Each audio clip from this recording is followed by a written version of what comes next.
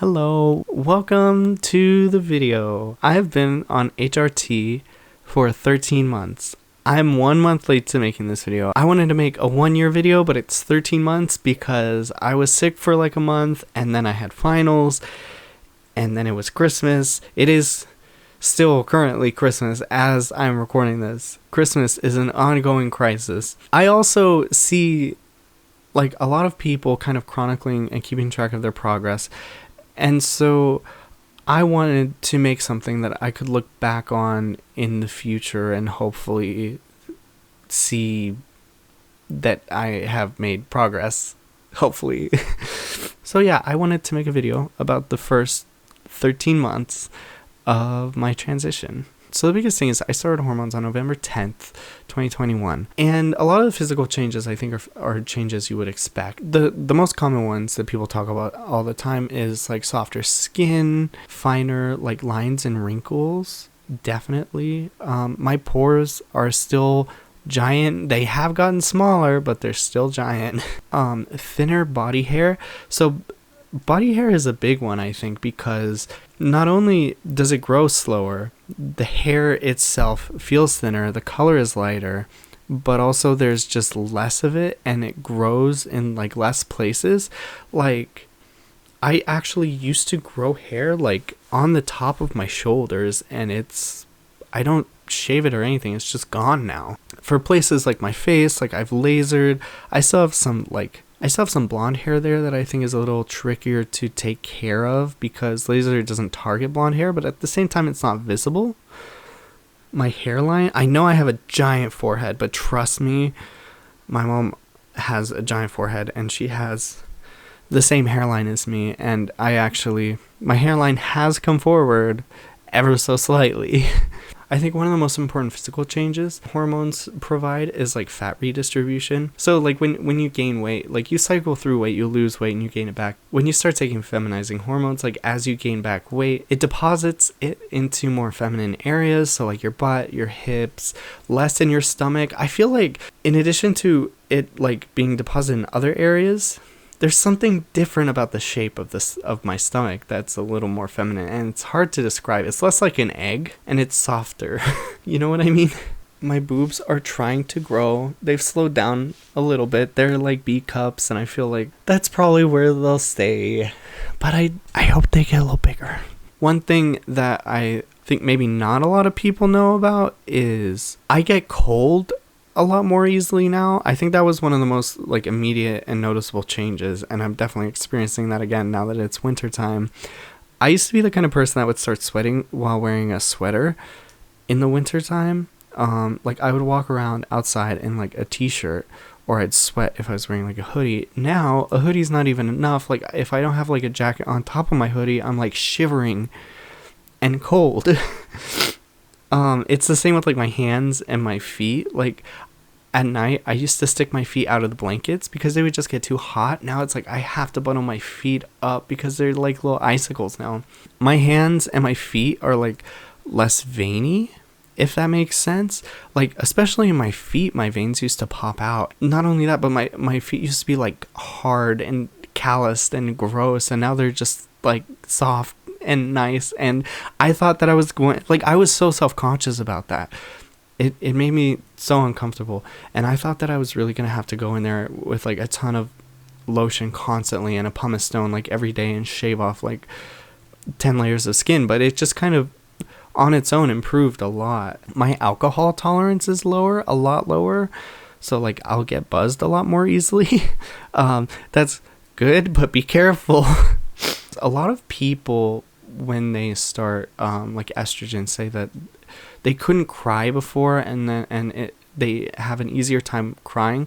I've always been a crybaby. Like people who know me, I've always cried super easily, so I'm kind of used to that already. But it's a couple things. Like I feel emotions. On the one hand, I do feel emotions like more intensely, but it's been so much easier for me to deal with them. And they make a lot more sense to me too. Like I don't feel the need to try to rationalize everything. I can accept that sometimes I just feel a certain way and allow myself to feel it instead of trying to come up with like justifications for everything, or doing like certain behaviors or making choices just impulsively that might be destructive based on my feelings. It's like, for example, like, I think that something like jealousy is a perfectly normal thing to feel, and you can't say it's not a good feeling. It doesn't feel good, and most of the time there's no like good reason for it. But let's say, like, before, if I was jealous of something, I would try to deny it and be like, oh, it's not right for me to feel this way, blah blah blah blah blah. Or I would try to find like rational reasons, like, this is why I feel jealous, and then that might motivate like some kind of toxic behavior based off those rationalizations. Now it's like, if I feel jealous, I'm just like, oh well, like, that sucks, then you feel it, and then until you feel better and move on. And if anything, it leads you to appreciate, like, well, hey, this person is actually like really pretty, and maybe there's something that I could work on. I don't know if that makes sense. It's kind of like compartmentalizing. I think I'm more present, like, when I experience things, or when I'm at a certain place, it feels like I'm actually there more, if that makes sense. Like, I dissociate and space out less. I still do both of those things a lot, and I think that's just something I have to be mindful of and work on, but it's something that I feel has improved. And this might be a little like abstract. I'm not trying to get like too spiritual or metaphysical, or I hope this doesn't come across too corny, but like, I feel more connected to my body, and it makes me feel like I actually exist in the world, like I actually inhabit the world. And what I mean by that is, like, this is such a strange feeling, because I kind of assumed that everybody felt this way. Or it's almost like my eyes were like a window that I was sitting behind and like looking out of, and like my body was just like a vehicle, like a husk to carry around my soul. And now it feels like my body is a part of me, which is why I feel like I actually exist in the world, if that makes sense. Like, I don't know, I just feel connected to the world. I know that doesn't make sense. My libido is different. I feel like it's more manageable. I feel like it's better. A lot of times before, I would kind of feel at odds with my libido. Like, I didn't always enjoy the way it made me feel. Sometimes it was more frustrating, and I was like, I wish I didn't feel this way. Now it's like manageable. It makes sense, but also engaging in activities is a lot more enjoyable, I think, for me as well. Like, I don't know, it just feels better. Now it's less about like aesthetics and like imagery. Like, I'm not gonna look at like a dirty picture and get hot and bothered, like I might have before. But if you tell me like a compelling narrative with like interesting characters and sexual tension, and it's just like, girl, I don't know. So like that's the difference. And so like, because of that, I feel like foreplay is a lot more fun, and it's a lot more important. There's a lot more just like sensitive and like sensual areas of my body that feels good. But all of this, it just like makes more sense to me. So now I guess I'll talk a little bit about the journey, my personal story that brought me to where I am today to make this video. So for this, I'm actually gonna back up a little bit, because I had my whole gender crisis in October of 2020.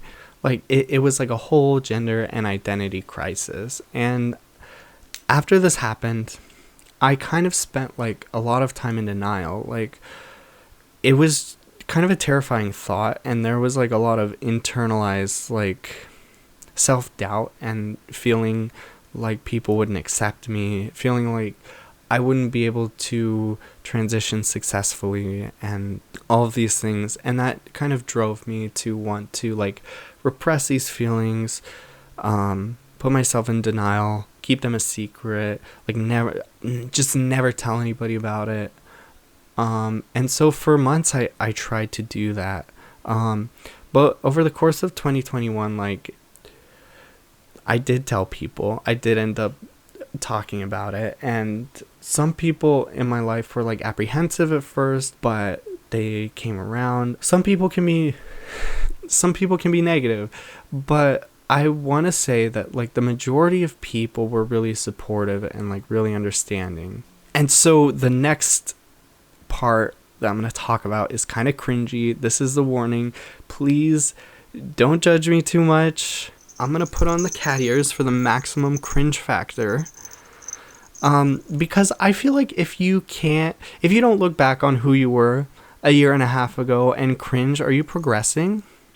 I don't know. I think we should all strive to be growing as people, and sometimes that means going through a cringy, awkward phase in order to get to the other side and self-actualize and become the person you're meant to. Sometimes you have to be cringe in order to grow as a person. The thing that helped me come out of the denial phase was being able to experiment with my like gender presentation and being around people who like loved me unconditionally and accepted me and like supported me. And one of my first like opportunities to do that was going to anime conventions.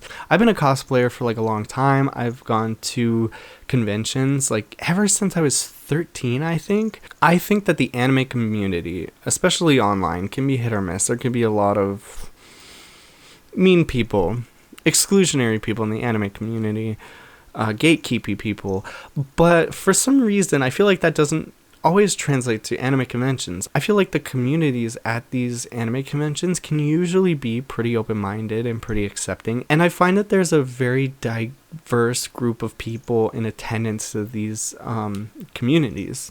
In addition to that, there's a lot of people who are just cosplaying and wearing like all these weird outfits. And so for me, it felt like such a safe place where I could go out presenting feminine, like trying to present as a girl. And I'm not going to get like, nobody's going to look twice at me because it's filled with like people cosplaying and everything. And it felt safe for me because I wasn't worried about like getting clocked or like passing or anything like that. It's like I could just kind of go out and experiment with my like gender presentation and try to be myself, like my most authentic self, without worrying about other people looking at me and judging me too harshly. That was really important, like for me and for Jocelyn to kind of like, I feel like seeing me like that really allowed her to see who I was. So I have to be honest, one of the first outfits I wore was the cat maid outfit, the one that we all have.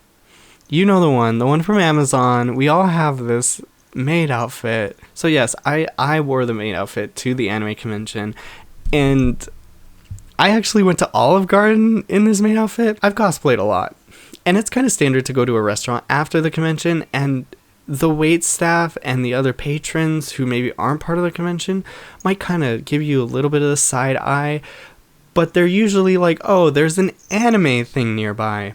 I went to this Olive Garden that's 45 minutes away from the convention I was going to, so nobody had any idea what was going on. I had this giant poofy petticoat that's like bumping into people.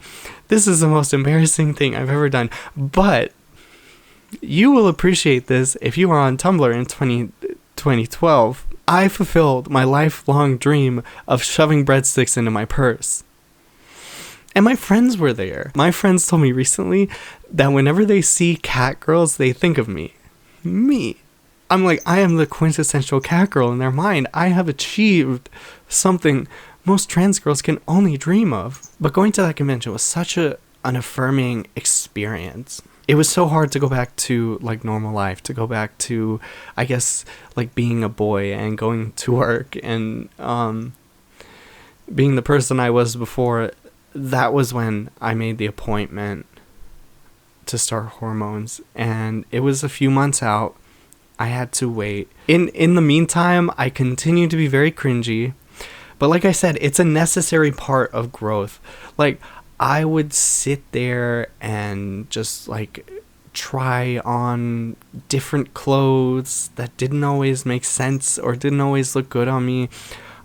I would try to do my makeup, and looking back at some of these pictures, it's like, oh my god, I struggled. I did not know how to do eyeliner. Not that I know how to do eyeliner now, but especially then.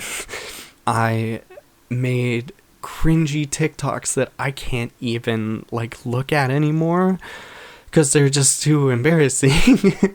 Apparently, if someone's video shows up on your For You page, it's because you two are similar. So I'm gonna guess what our similarity is. My best guess is that you're also a dumb bit. I am in Spain without the A. You're in spin? Wait! So around that time, I came out to one of my former coworkers who became my friend, and they were super supportive and like accepting, and it helped me a lot to get through like the next couple of months.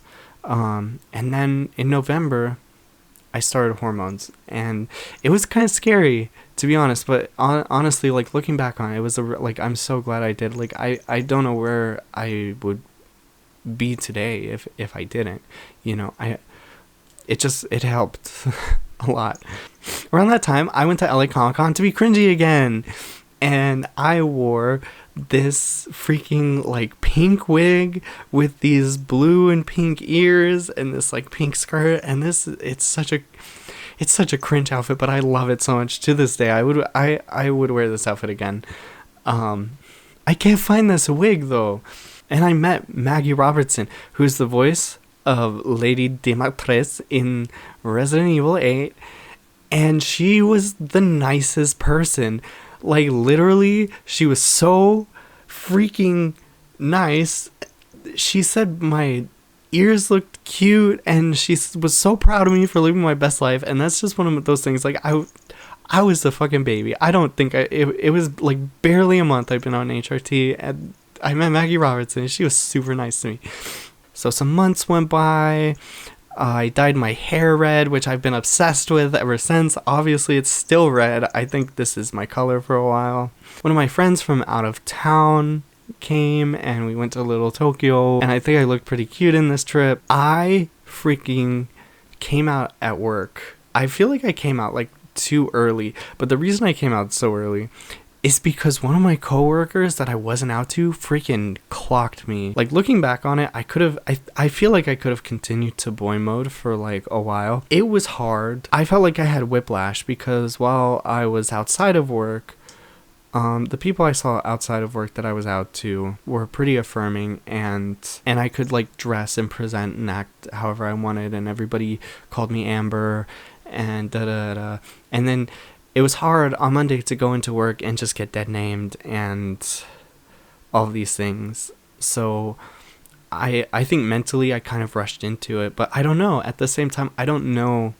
I can't honestly say that I know. Like, would I do anything differently if I had to do it over? I don't know. But I decided to make like cupcakes with like the trans colors as frosting, but they came out kind of bad, and I wanted to get there like first thing in the morning and tell everybody before work started, like walk in with cupcakes and everybody's sitting in the break area waiting for work to start. This was my plan, but I got there late, and so I sat there and I wore a freaking eyeliner to work to be like, look. And so I'm just working with eyeliner, and there's cupcakes in the thing.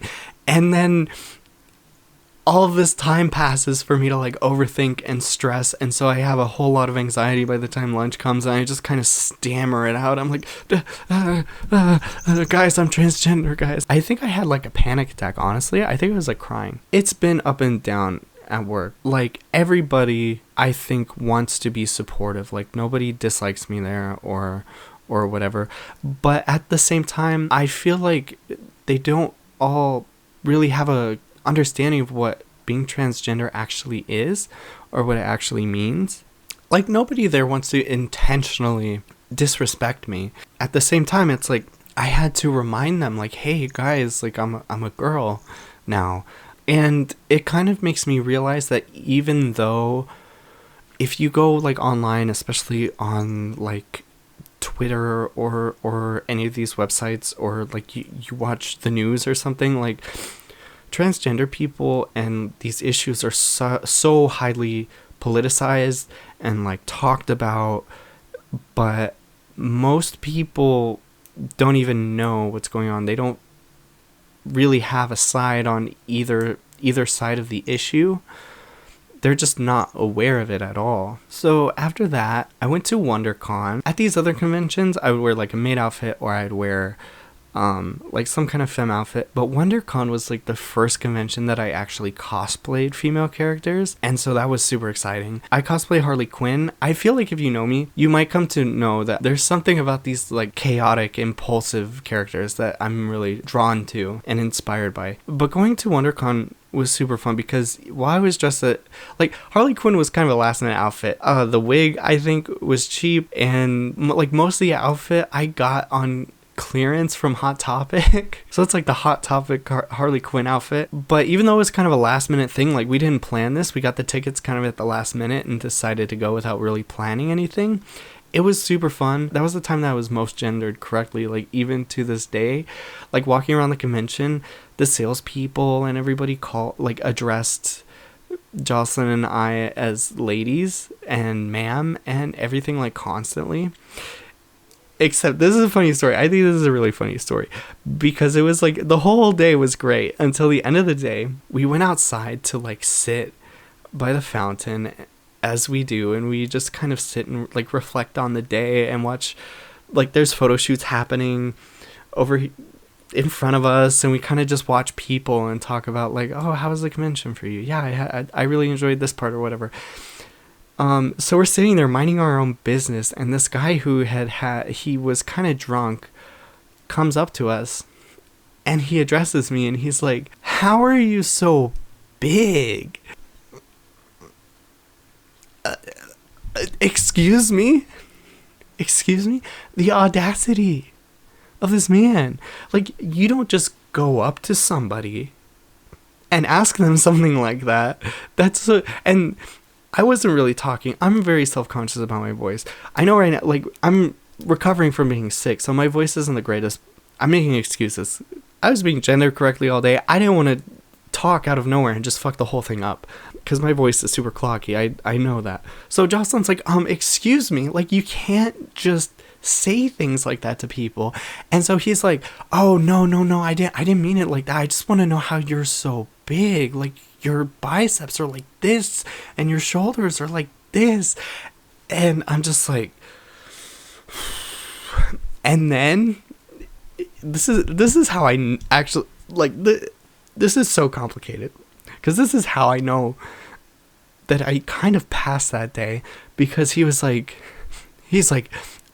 oh, you're not one of those transsexuals, are you? Like, he says that to me.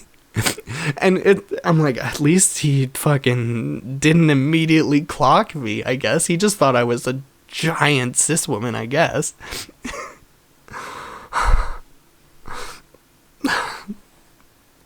Can you believe that?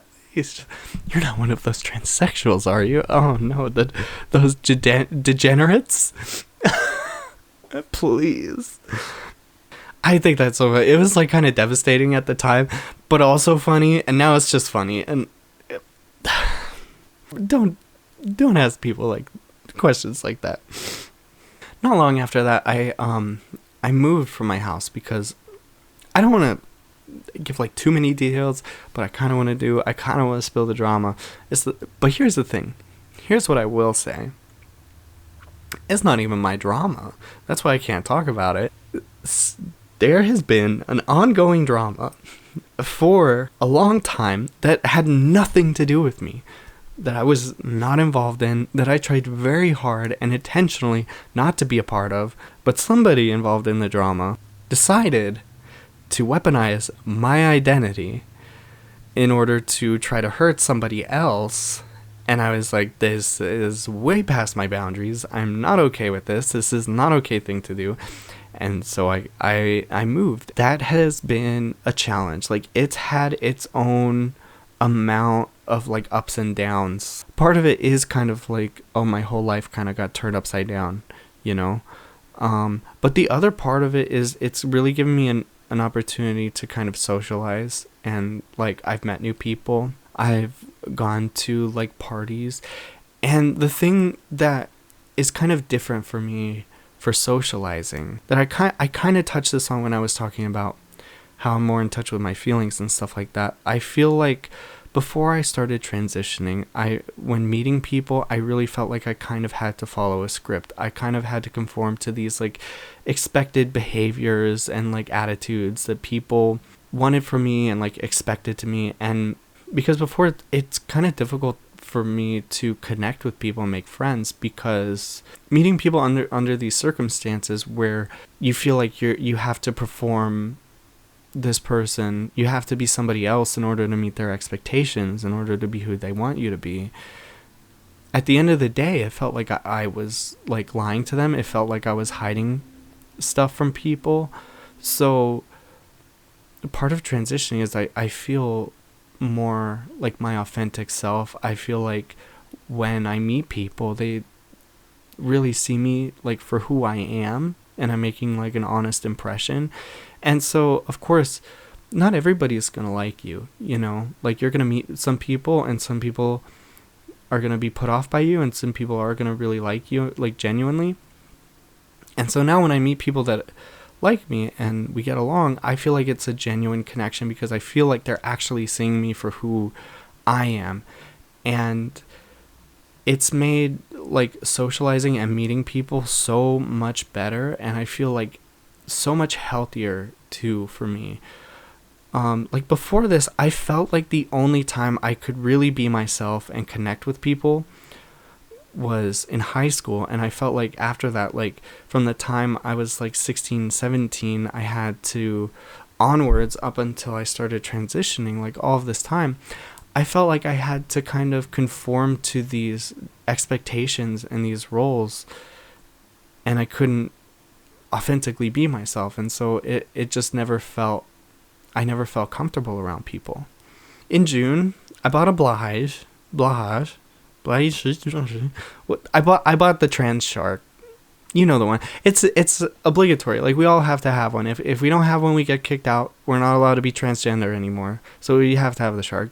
I bought the shark. It was funny. I want to tell the story about when I bought the shark, because I was straight up like, having had to move, I had to go to IKEA several times, but every time I wanted the shark, and it was sold out. So I literally found a website that showed when they restocked the shark, and as soon as it was restocked and I had money, I was like, okay, I have to go and get the shark.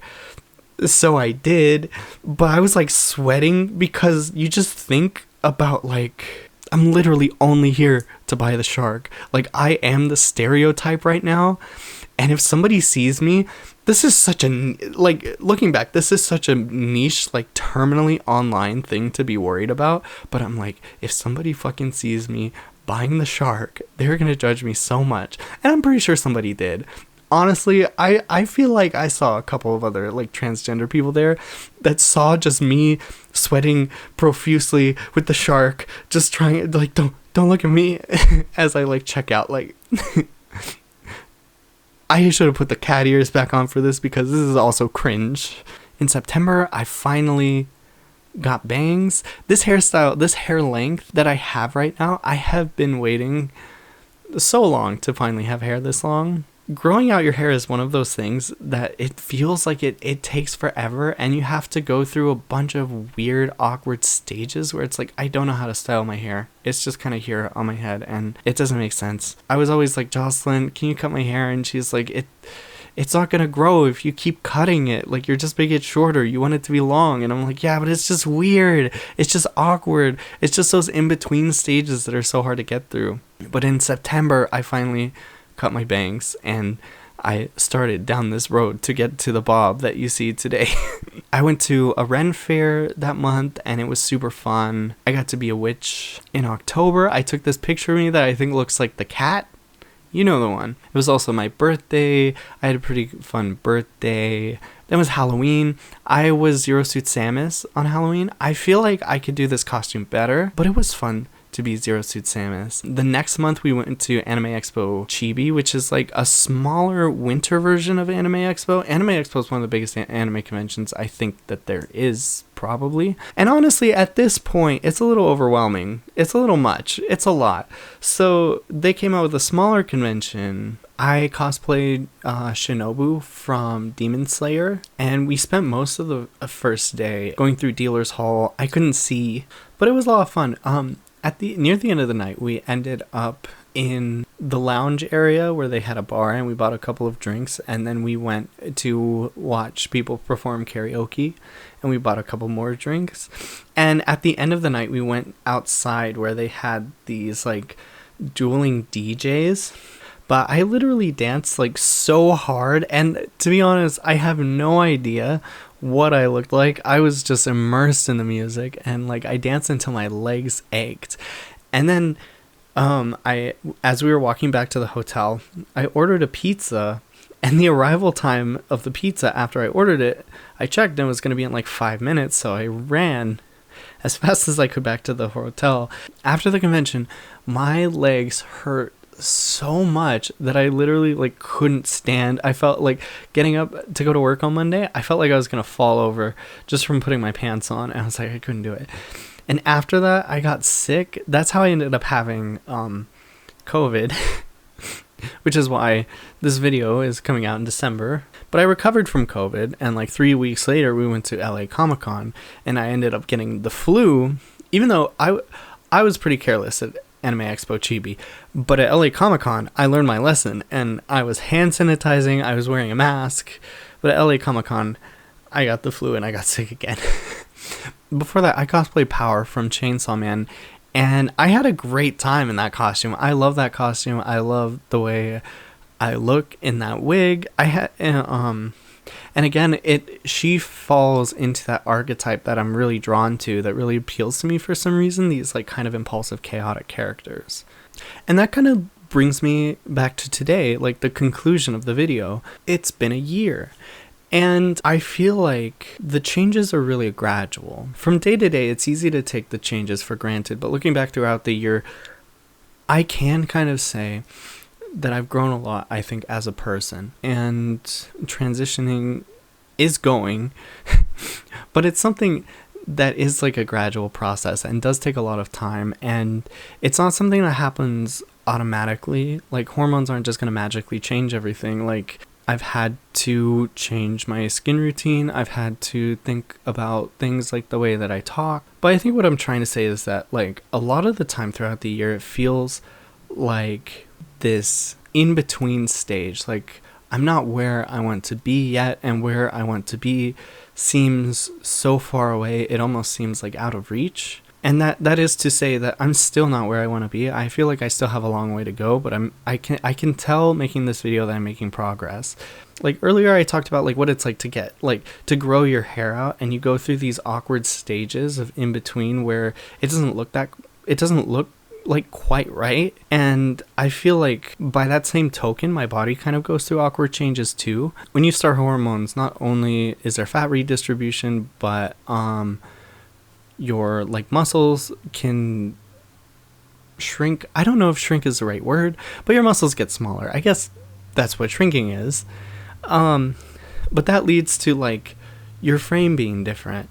But due to my job, it's kind of physical, so I still kind of have like broad shoulders and a broad kind of square chest. And so kind of what I'm talking about when I talk about like the in between stages is I feel like I have this like square like masculine chest, and then I just have these like little tiny developing boobs on top of my big square masculine chest. And it's like, oh, like I just want to skip to the end where I look normal.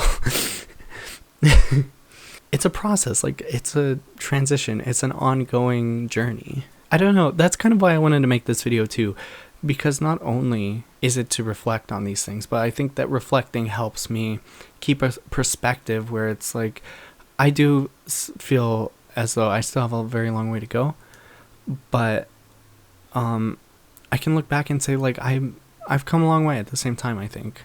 Thank you for watching. I don't know if anybody has stuck around through this whole thing, but thank you for watching. I don't know what this channel is going to be.